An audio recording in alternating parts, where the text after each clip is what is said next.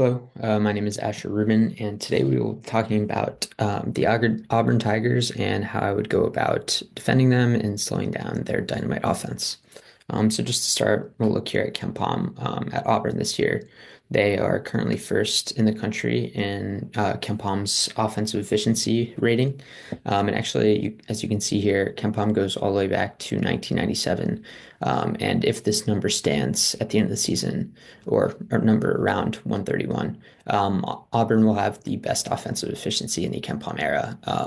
And you can only imagine how they do against other teams in history. Nonetheless, one of the best teams offensively that we've ever seen. So that means you have to find unorthodox ways to stop Auburn. And that's what we'll be talking about today. If you scroll down a little bit here, you find Dylan Cardwell, 6'11 senior, plays about 50% of the minutes. He shoots 35.4% from the free throw line. So we're going to be looking at fouling, or for lack of a better term, hack-shacking Dylan Cardwell. Come over to my sheet here. So I have a few values, and we're going to be looking at points per possession or points per chance at Auburn regularly and versus fouling Cardwell. So let's look at the numbers here before we get into the right side. So Auburn's offensive rebound rate off missed free throws is 31%. This number is a complete anomaly. Looking at teams in the SEC, by the way, all these numbers are in SEC play. There's been 11 games, 11 or 12 each. So I think that's a good enough sample size to look at. Going back to this though, they offensive rebound the ball out off of his free throw 31%. Most teams are well below that. And you have to think that Cardwell, who we'll look into later, is a great offensive rebounder,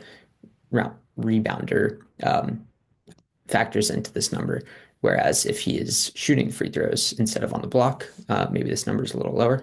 But we'll keep that number there, just keeping it in favor of Auburn and keeping everything fair. PPC is points per chance following the offensive rebound. So this factors the first free throw, whether or not that goes in. It factors the possession after the offensive rebound. So that number is 1.05. So we're going to keep that in mind for the formula at the end. And then if they don't get the offensive rebound on Cardwell's two free throws, they're averaging 0.708 points a possession, which is simply, so he's a 35.4% free throw shooter, which you can essentially make into a point value out of one, which would be 0.354. We're assuming he's in the double bonus here, once again, helping Auburn's case. But obviously hack-shacking is better in the single bonus because, you're not guaranteed that second free throw. But we'll just do the math for double bonus. And in this case, he would have 2.354s, assuming no offensive rebound. Boom, 0.708. So the chance that they don't get an offensive rebound, which is this number, 68.7 chance, which is just the opposite of this, times their number that is Cardwell's average points when he goes to the line for two free throws, plus points per chance times the times that they get the offensive rebound. That number comes out to 0.815 per chance per possession when you foul down Cardwell and he gets two free throws. Auburn, like we said, is a dynamite offense and they average 1.2 points per possession when you just play them flat out, no fouling, just normal how Auburn basketball plays. That is a 0.385 difference. Whether or not you think that's big enough, that's up for your discrepancy, but I don't know, say you do it 5 times, that's going to equate to you, or I should say Auburn losing 2 points over 5 possessions, which could be the difference in result. So now you may be thinking, well, what if Pearl just takes Cardwell off the floor when they are in the bonus or double bonus? He absolutely can. But now we're going to look at Auburn basketball when Dylan Cardwell's on the floor and when he's off the floor. Also, we're going to look at some stats about just himself. So we're going to come over here. These are the opposing team stats, comparing them when Cardwell is on the floor and off the floor. So the opponent's team stats when he's on the floor, they're shooting an effective field goal percentage of just about 43. But then when he comes off the floor, they're effective field goal percentage rises by 8.5%. So that shows that he is an extremely important defensive player in terms of effective field goal percentage. You look at offensive rebound percentage, the other team grabs a lot more offensive boards. So he's a good defensive rebounder. Turnover rate, not much of a difference here. And then free throw percentage goes way up when he's off the court. So it could be he's good at blocker, he's a skilled blocker. You can take that in any way you want. Then we go to the team on and off, them themselves. So their net rating is a 21.6 when he's on the court, off 5.9. That's a huge difference. You see almost 16 points.